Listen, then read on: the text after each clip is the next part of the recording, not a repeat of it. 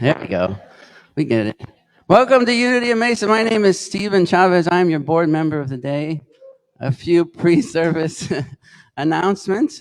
Just make sure we are a mask optional community. So if you'd like a hug,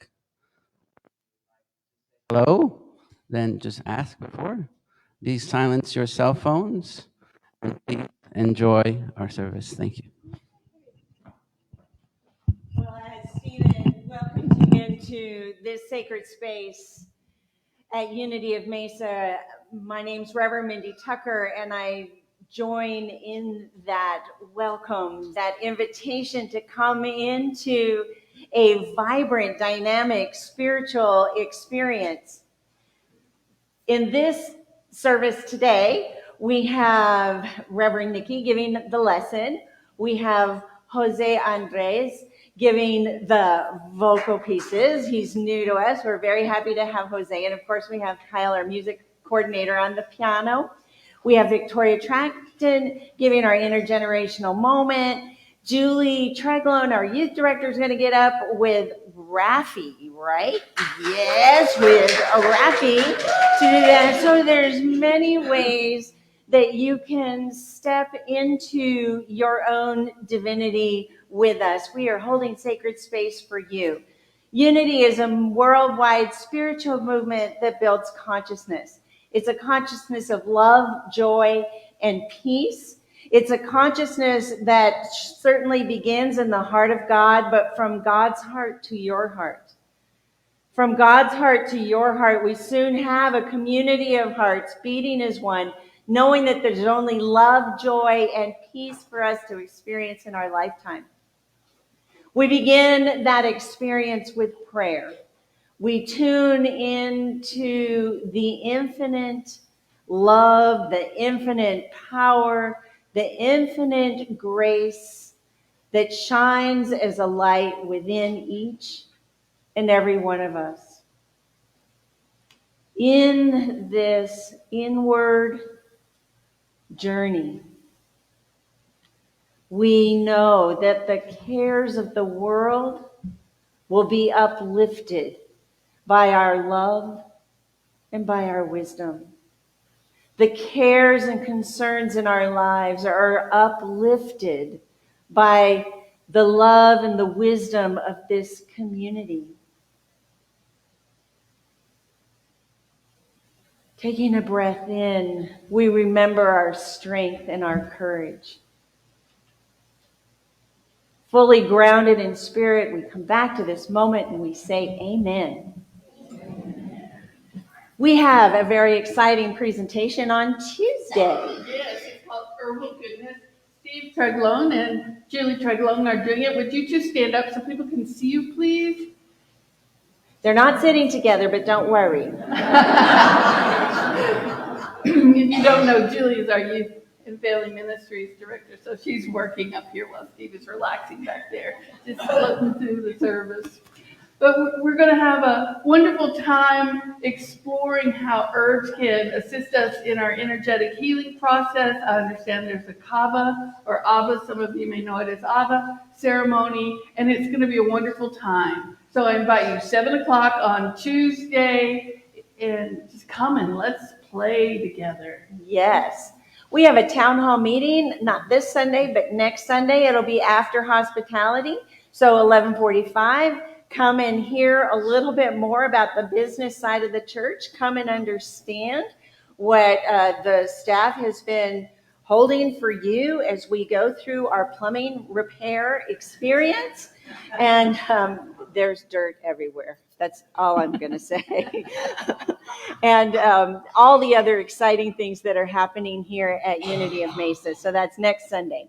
And then we had yesterday several people come and support us in our nursery move. Here's some pictures to illustrate that for you. We're moving the nursery from, there's a room on this side of the other side of this wall. For those of you who don't know, we're moving that room over to the annex. And then this is going to become a classroom. And so we're just shifting some things around. Now here's the group, and I roughly photoshopped Linda Diane in. because she left before the group picture, but here's the group that was strong and helpful and loving and helped us go from one place to another. So thank you to these beautiful angel beings. And if you're not used to change, get used to it, because it happens every day. Every day, in every way. So let's release the part of change that we don't like. Let's stand and sing, I release and I let go. Anna, you coming or not coming? Okay, she's not coming today. All right, Kyle, hit it.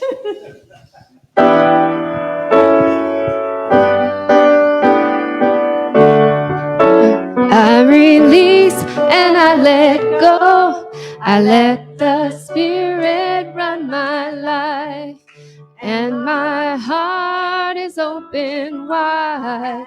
Yes, I'm only here for God. No more struggle, no more strife. With my faith I see the light. I am free in the Spirit. Yes, I'm only here for God. I release and I let go. I let the Spirit run my life. And my heart is open wide. Yes, I'm only here for God. No more struggle, no more strife. With my faith I see the light. I am free in the Spirit. Yes, I'm only here for God. I am free in the Spirit. Yes, I'm only here for God.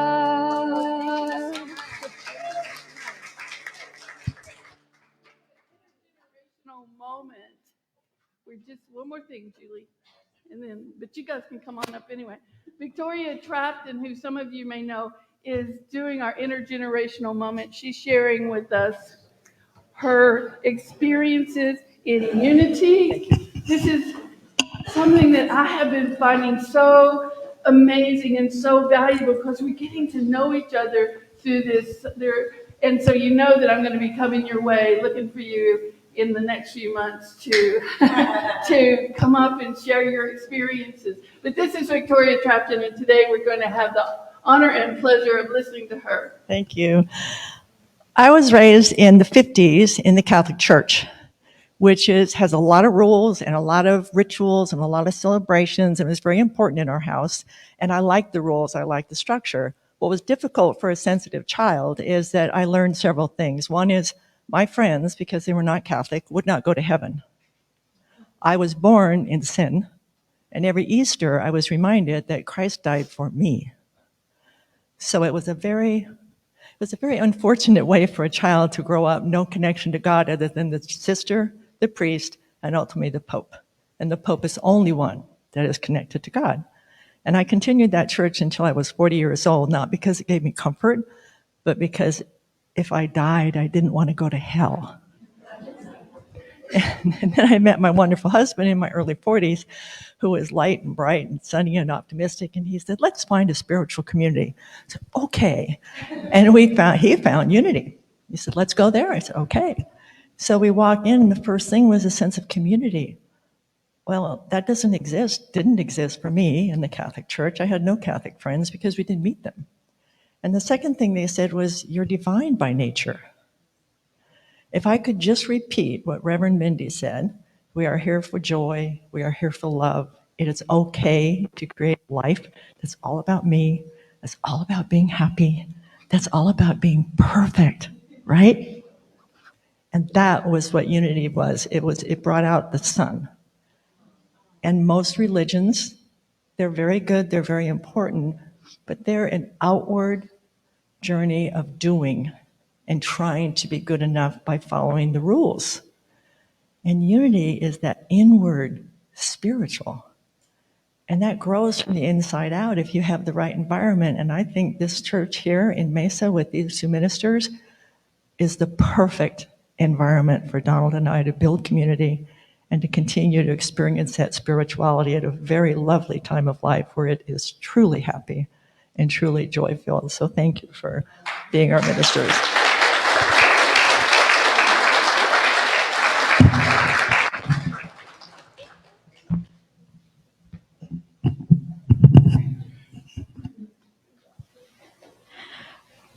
Time for the affirmation, and Rafi is going to lead us. If we could have the slide up and we'll follow along. So, Rafi, you go first. My human nature and my divine nature are in sync. Say it with me.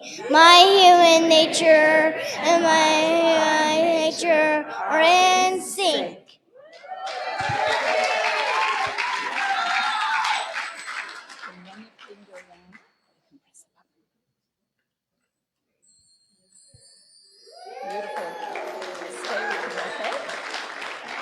All right. Thank you, Rafi.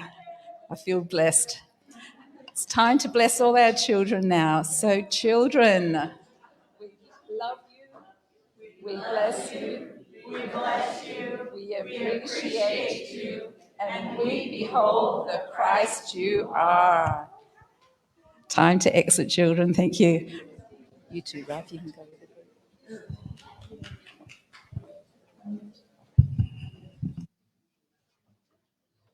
As they exit, I will let you know that our Uniteens have been invited by the Interfaith group in our neighborhood to join the Church of Jesus Christ of Latter-day Saints in their global service on Saturday. And they're going to have hamburgers and hot dogs and things to do.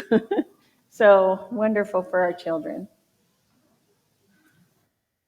Blessed be the longing that brought you here and quickens your soul with wonder.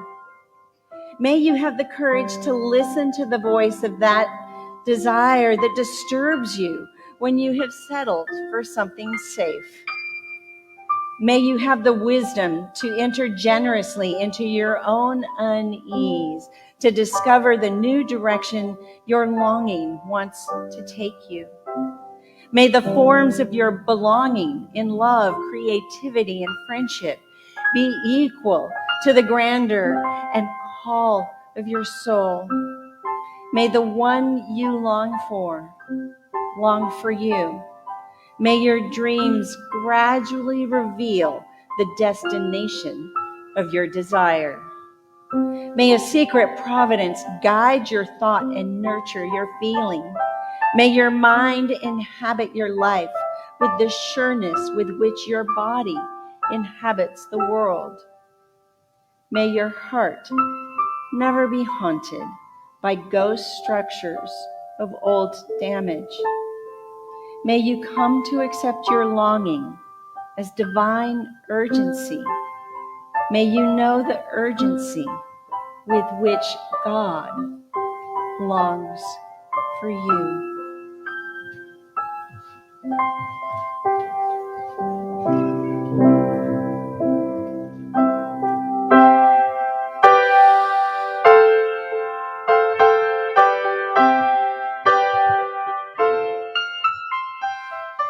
I know there's pain. Why do you lock yourself up in these chains? No one can change your life except for you. Don't ever let anyone step all over you. Just open your heart and your mind. Is it really fair to feel this way inside? Someday somebody's gonna make you wanna turn around and say goodbye.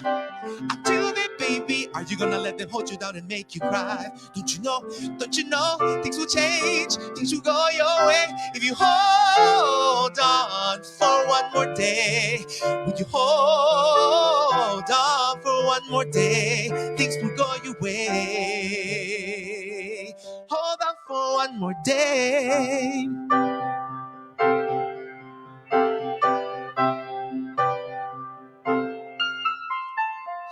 You could just say, or are you comfortable with the pain? No one can blame blame for your happiness. No, baby, you got yourself into your own mess. Oh, letting your worries pass you by. Don't you think it's worth your time to change your mind? Someday somebody's gonna make you wanna turn around and say goodbye. Until then, baby, are you gonna let them hold you down and make you cry? Don't you know, things will change, things will go your way. If you hold on for one more day, would you hold on for one more day? Things will go your way. Hold on for one more day. I know that there is pain, but you hold on for one more day and you break free from the chains. I know that there is pain, but you hold on for one more day and you break free, break from the chains. Someday somebody's gonna make you wanna turn around and say goodbye. Until then, baby, are you gonna let them hold you down and make you cry? Don't you know, things will change, things will go your way. If you hold on for one more day, things will go your way. Hold on for one more day. Don't you know, things will change, things will go your way. If you hold on for one more day, things will go your way. Hold on for one more day.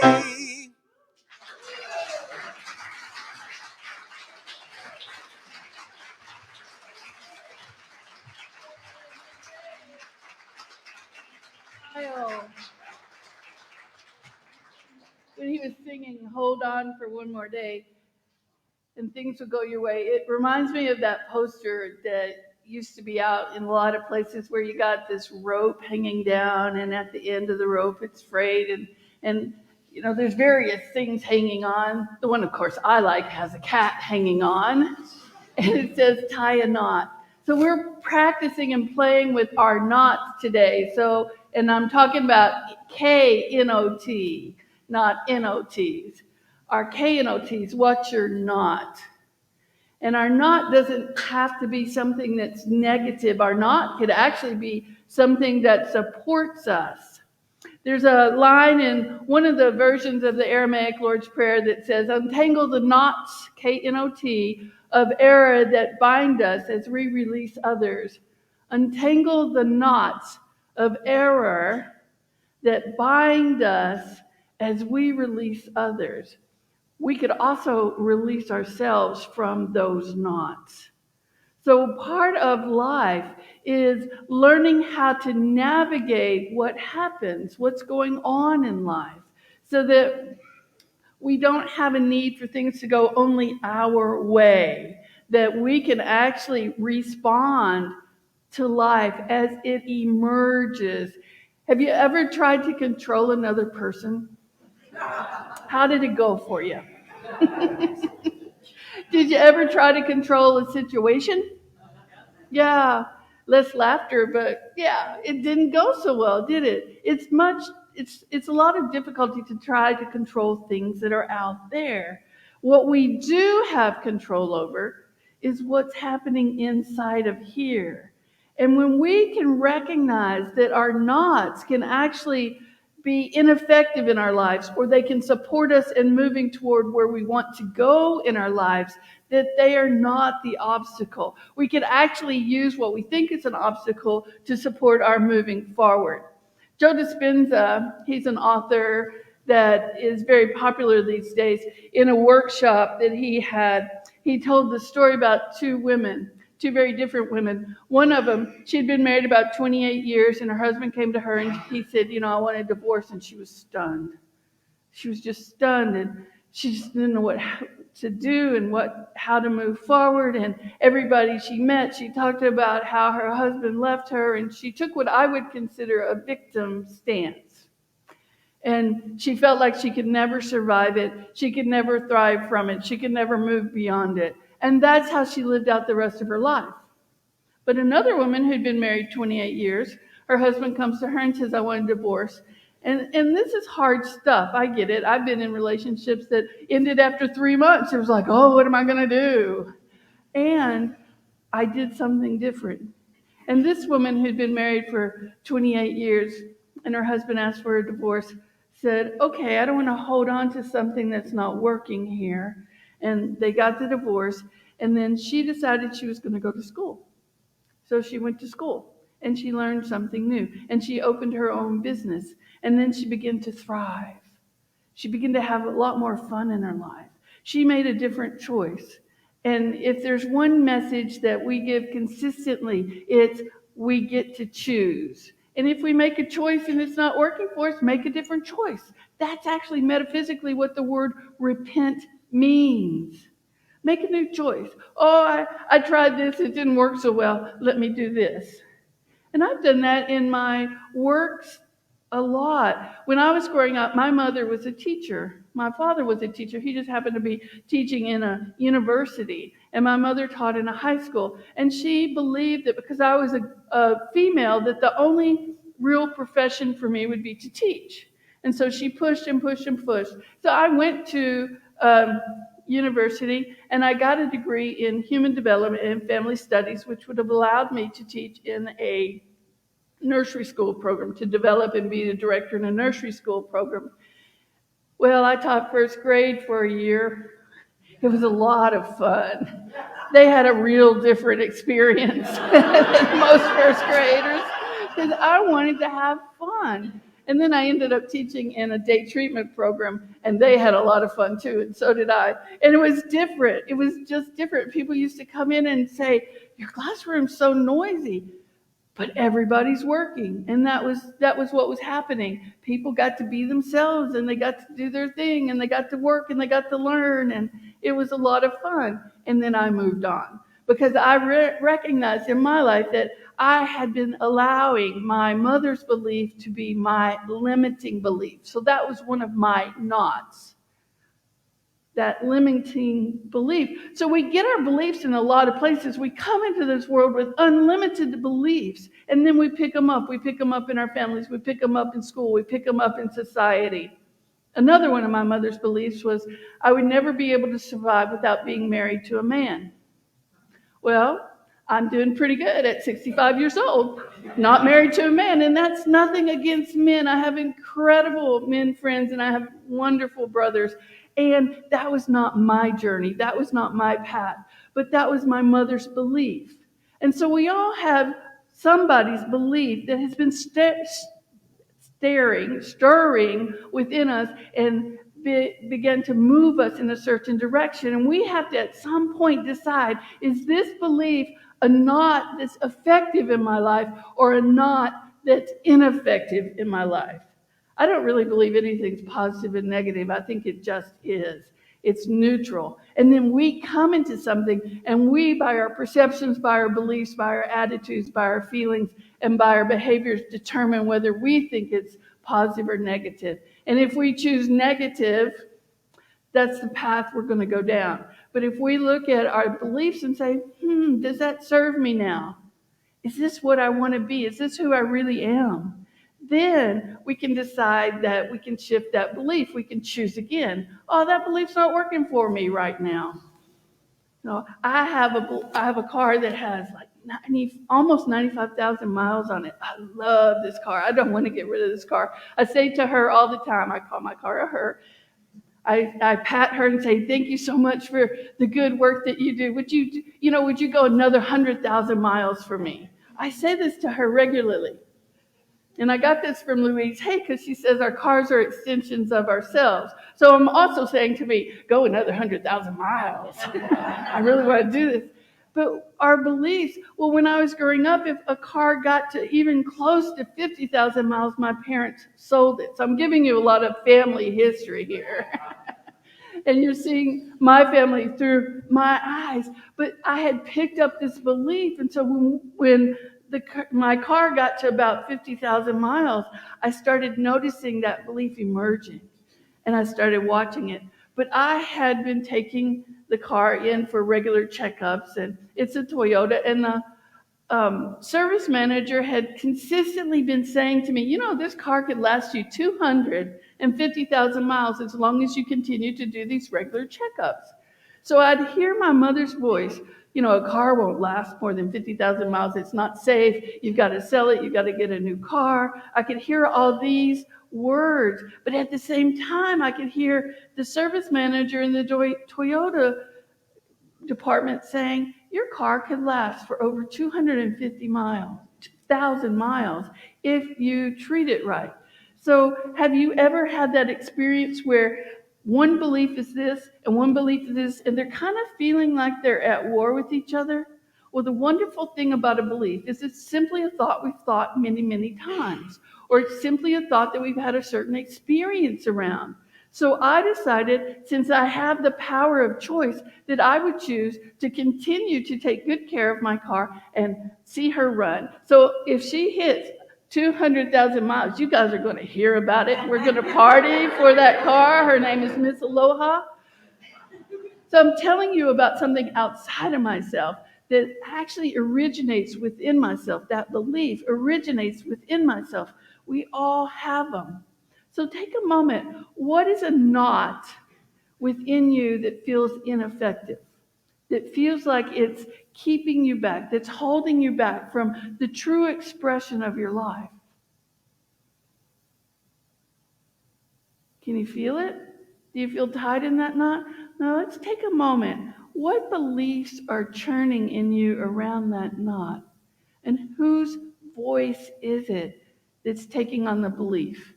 And you may say to me, oh, it's my voice. But you picked that voice up somewhere. Somebody said it to you, and you took it in.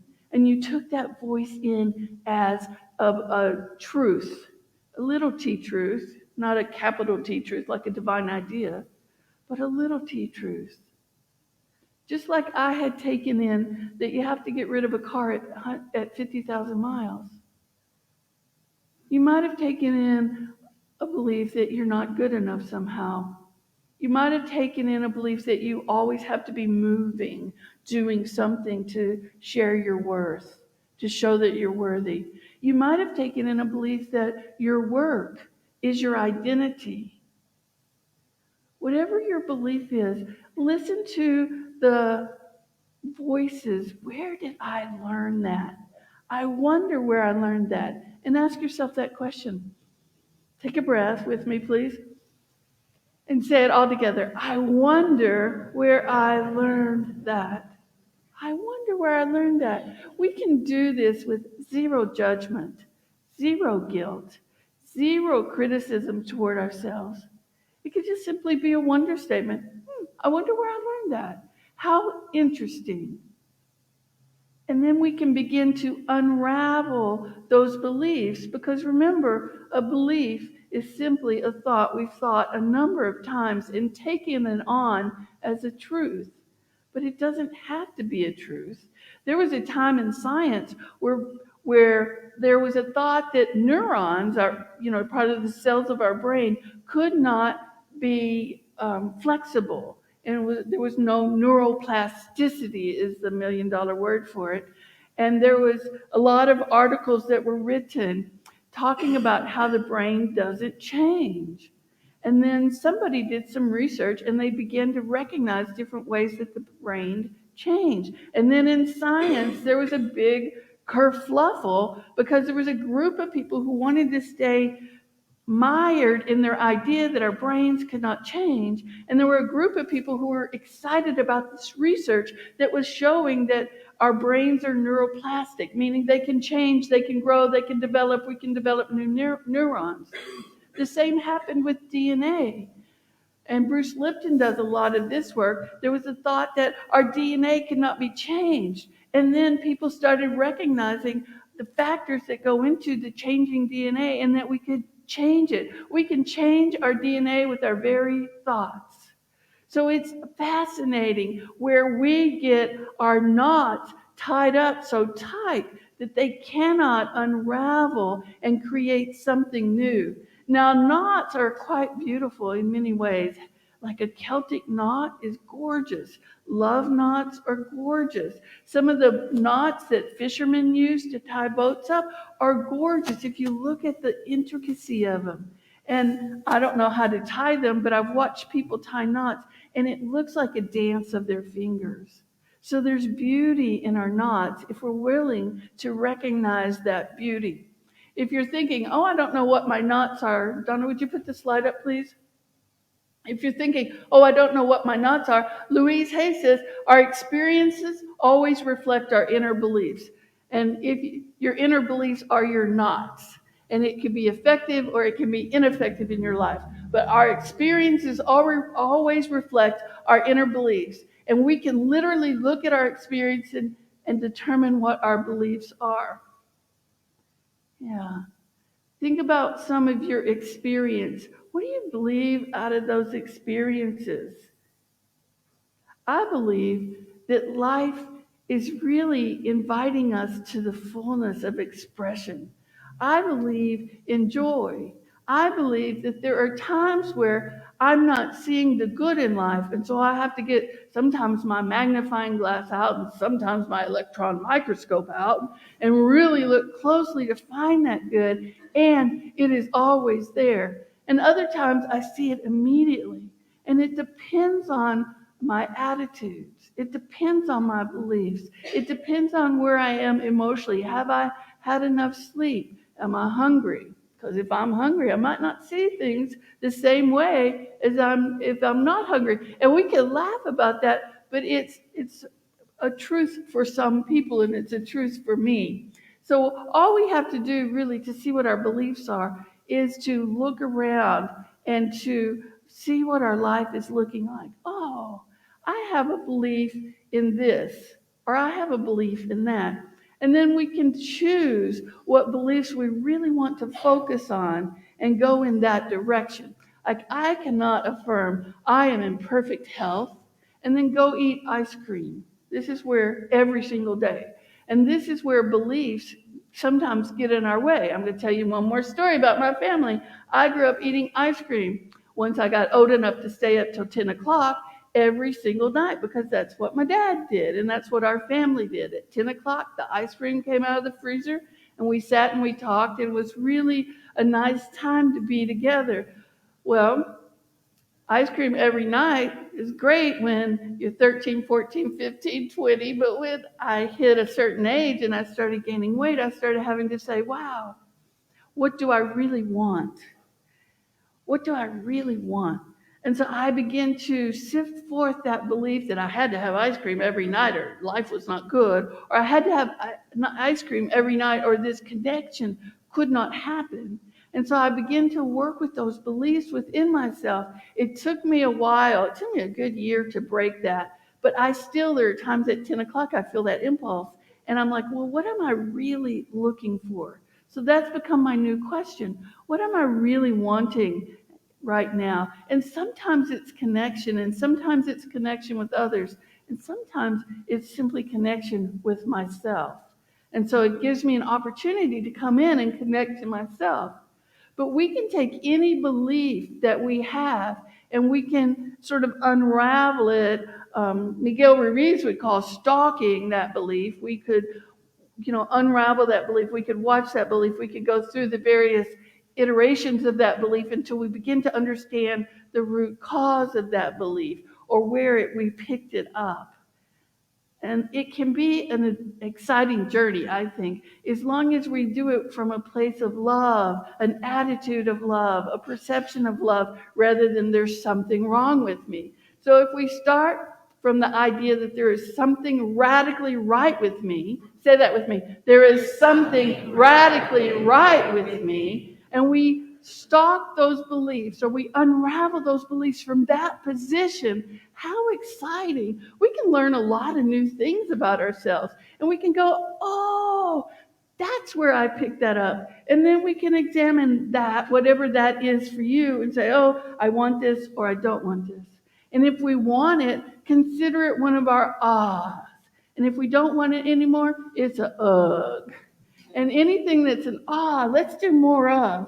And anything that's ugh, let's do less of. Somebody else is going to take your UGG and think it's gorgeous. They're going to think it's one of the best things in the world, and that's going to be their gift. And for them, it's an but for us, it's an UGG. Or for maybe for you or for me, it's an UGG, but for somebody else, it's an wow, I get to do this. Like Mindy loves numbers. She loves making them go down these columns and they balance. And I'm like, oh, that's my UGG. But it's her So that's part of how we complement each other. And that's part of how all of us as a community can complement each other by doing more of our ahs and letting go of our UGGs. The scriptures, Romans, the author of Romans, and Bible scholars think that it might actually have been Paul, says, don't let the world around you squeeze you into its mold, but let God remold your minds from within. So we can look at the beliefs that happen outside around us. I'm on the Nextdoor app for our community. I don't know if you guys are on that app, but sometimes I think, what is this doing on here? And then I think, oh, well, maybe somebody needs a moment of connection. And that's their way of connecting. So instead of judging it, I catch my own tendency to judge it. Why would somebody write this? And I go, oh, well, maybe they need this or maybe they need that. Or I just hit delete and move on. That's the beautiful thing about computers, delete and move on. But somebody might be getting a deeper connection with another person that they never had or that they were seeking in that moment. And it's not good, it's not bad, it's not right, it's not wrong. It's where they are in that moment. And somebody else is able to meet their needs more fully than I can meet their needs in that moment. So we have a world around us that tells us how to be in a lot of ways.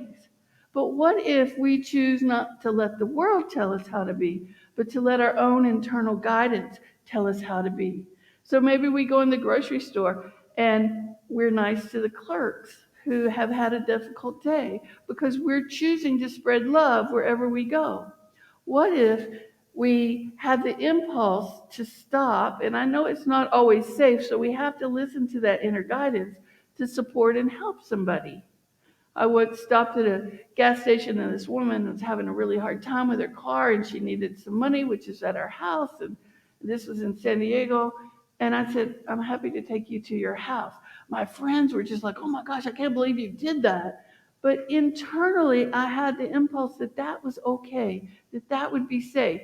If I'd had because I have a real clear no signal. If I'd had the no signal in my body, I would not have done that. But I supported her in receiving something that she needed. And I recognized the times that somebody has stopped and supported me when they could have easily gone, oh, that's too dangerous. But they listened to their internal guidance. And so we always, always, always, always have to listen to our internal guidance. And if we get a no, we can know, K-N-O-W. If we get an N-O, we can know that somebody else will get the yes that is needed for that moment. So it's a belief and it's a form of faith. Now, here's some things that we can do to really understand our knots and to move forward with them. We can trust, first of all, that we have intrinsic worth. It comes from within us. It's already within us. We don't have to do anything to be of value. We simply are of value already, right here and right now. Say with me, I am valuable. I am valuable. I am worthy. I am worthy.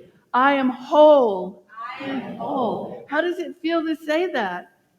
Yeah, it feels good, doesn't it? Can you just, like people are setting up straighter, there's an energy that's opening up in this room as we say it. It's beautiful. We can say that to ourselves or some variation of that to ourselves every single day. We can catch ourselves when we're critical or judgmental, and we can shift our thinking. Like on the Nextdoor app, I catch myself being critical, and I'll take a breath and I'll send love. Because if I'm being critical out there, that means there's something in here that's seeking love that's also being critical toward me. And it's simply a cry for love. It's a seeking forth of love. So I'll send love there, I'll give love here, I'll give love here, I'll give love there. So it's like, think about an infinity sign. So think about something that you judge easily. Tune into your heart. Think about love and send it out to whatever it is you judge, and then bring it back. And let's put our bodies into this. So take your hand and put it on your heart, if you will. Send it out and bring it back.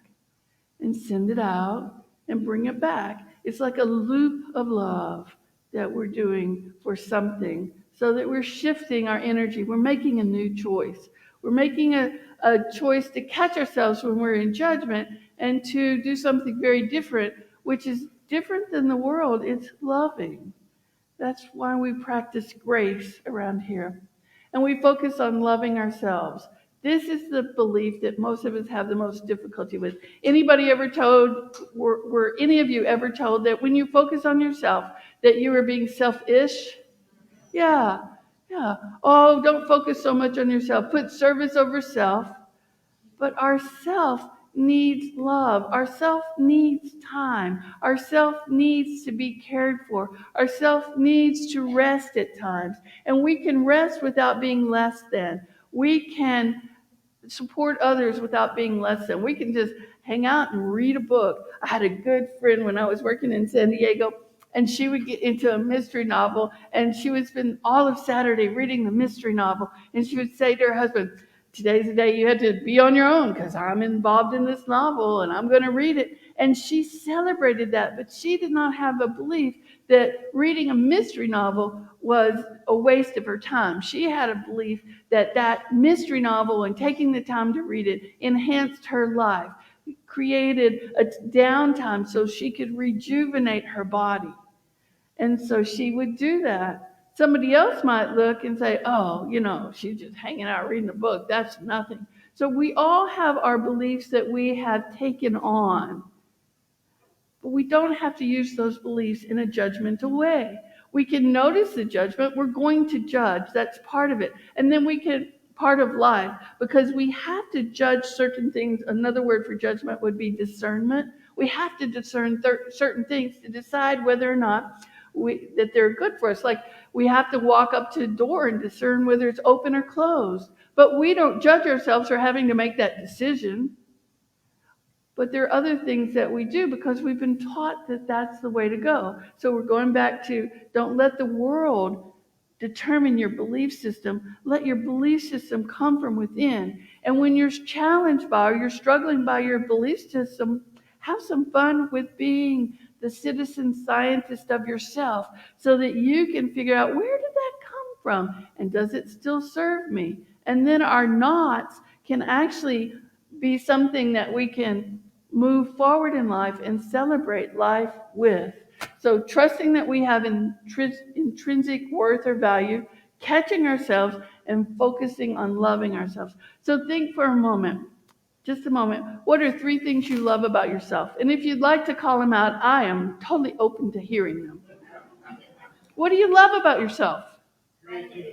Creativity. Friendly, yes. Sense of humor, yes. Yes, integrity, great. Those are beautiful things to love about yourself. So today, when you guys are out in the garden, my invitation to you is to share with each other things you love about yourself. When you're doing hospitality, hey, here's something I love about myself. Would you be willing to tell me something you love about yourself? What a energy that bubble will create around this building as you're willing to do that. Let yourself have fun with it. Enjoy it.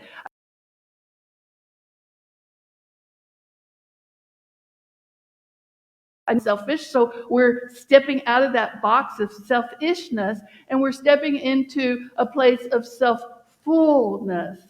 I'm stepping into a place of self-fullness. Say that with me. I'm stepping into a place of self-fullness. Yeah, sharing our self-love with each other. And so, somebody may say, hey, I have that same characteristic of loving myself. I love myself in that same way too. Wow, what a beautiful heart-to-heart connection that you have come into then. If you're interested, here's an affirmation for you. I focus my attention on love, and I allow my inner wisdom to be my guide. Take a breath into that. I focus my attention on love and allow my inner wisdom to be my guide. Wow, can you imagine what life you're going to create as you focus on loving yourself, as you focus on really looking for ways that you can love yourself more, and you listen deeply to that inner guidance that's already within you and begin to live from that place. Let's say it together one more time. I focus my attention on love and I allow my inner wisdom to be my guide. We're going to sing our way into meditation. The song is I Surrender. So if there's a knot that you're holding somehow that you would like to unravel, what a beautiful song to be able to do that with.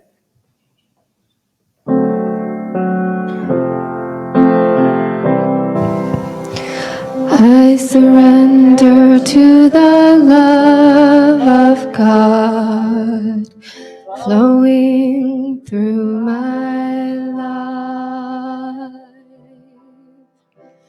I surrender to the love of God flowing through my life. I surrender to the love. I surrender to the peace. I surrender to the love of God in my life. I surrender to the love. I surrender to the peace. I surrender to the love of God that's in my life. I surrender to the love of God flowing through my life.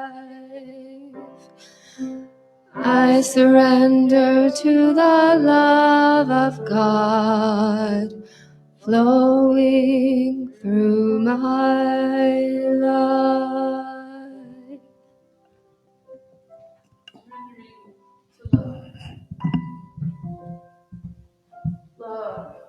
Love is that harmonizer of things that are disparate. It's the bridge that we build between one thing and another that seem like they're not related, and yet in oneness they are. When we can pull out enough in the 0-point field of the quantum, that oneness is present. But when we get too close, sometimes we cannot see it. And we're called to apply drops of love. Love, the energy that emanates from the heart and wants the best for whatever it's moving toward. Are you willing to want the best for yourself? Be willing to examine your knots and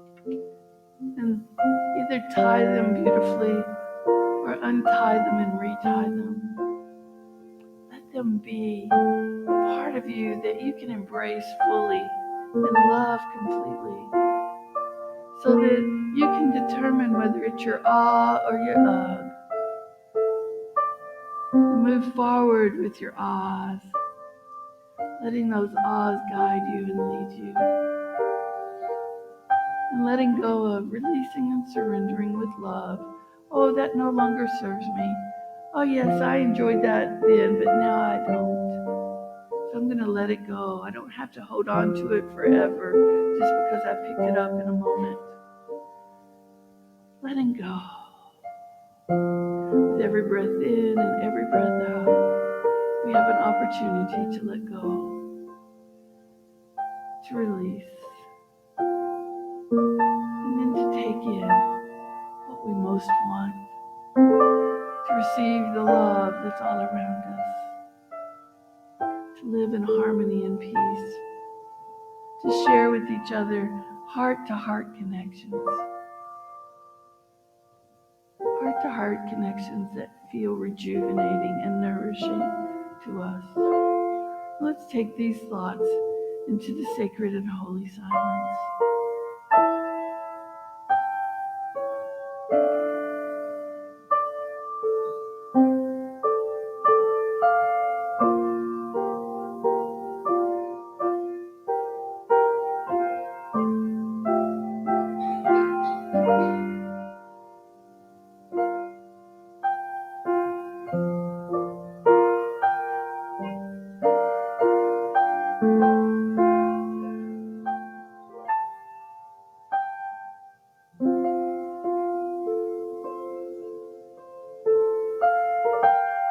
Imagine whatever knot you want to imagine, whether it's a knot that's serving you or a knot that you're ready to let go of.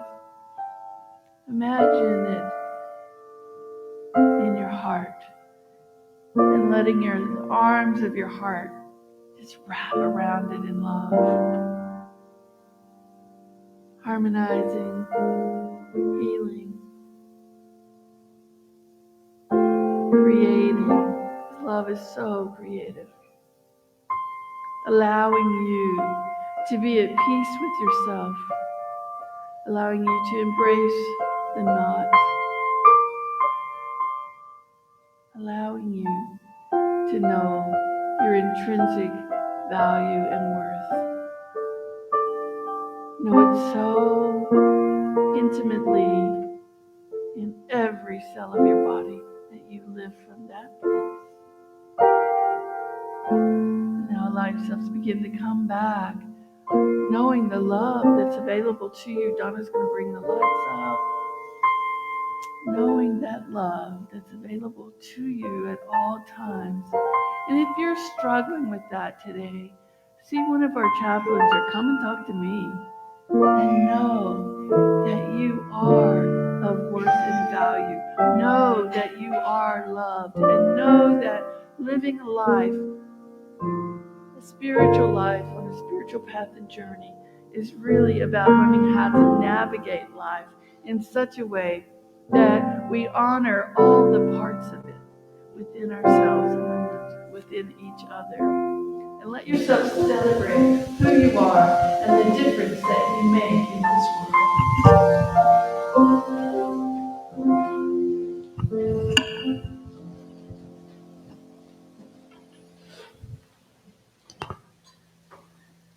I think I just want to share that I love that I'm willing to show up. Every time this gets a little bit easier. Every time I think I do a little bit better. So that's what I love about me. We are abundantly blessed at Unity of Mesa. We know that when we live as Christ, when we live as Spirit, the work that we do here prospers. The things that we appreciate about this community is what we give to the community.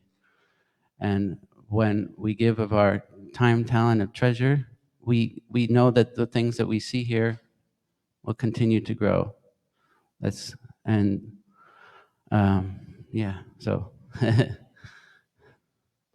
here there are many ways to give. We got online, the Vanco mobile app, text, mail. We have ushers coming around, yeah. Let's give some more to this side, to this cute person over here. Now let's take our gifts in our hearts and minds, and let's say the offering blessing together. Divine love flowing through me blesses and multiplies all that I have, all that I give, and all that I receive. And so it is. Bless you.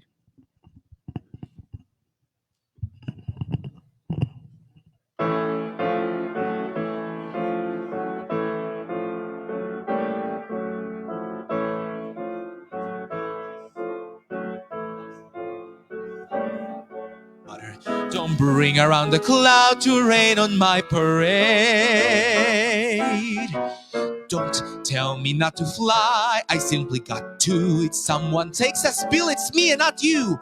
Who told you you're allowed to rain on my parade? I'll march my band out, I'll beat my drum.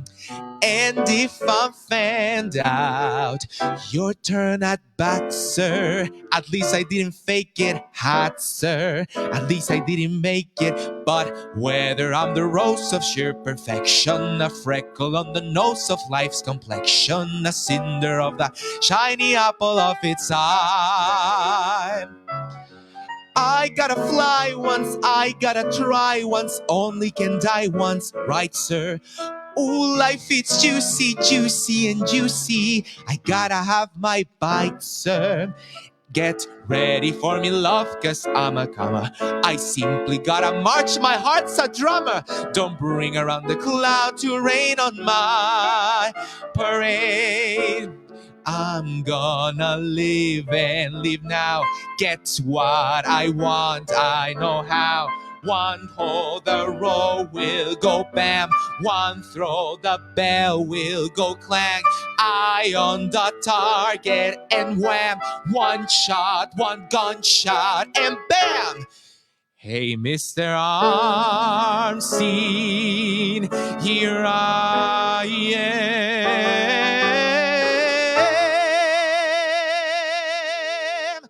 I march my band out, I'll beat my drum. And if I'm fanned out, your turn at bat, sir. At least I didn't fake it hot, sir. Guess I didn't make it. Get ready for me, love, cause I'm a comer. Get ready for my heart's a drummer. Nobody, no, nobody is gonna rain on my parade.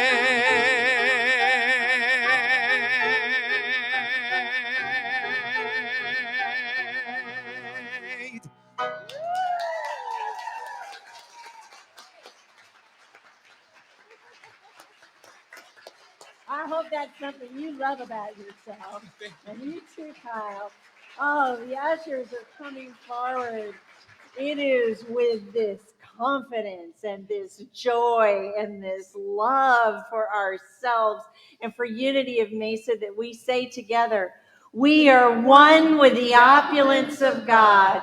We are now in the flow of infinite abundance, and we give thanks for the prosperity that is ours by divine right.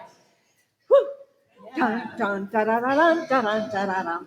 Hey, say something. All right. Well, can't you just see yourself like on the prow of that, it's the prow, right? The front of the ship, just really moving forward.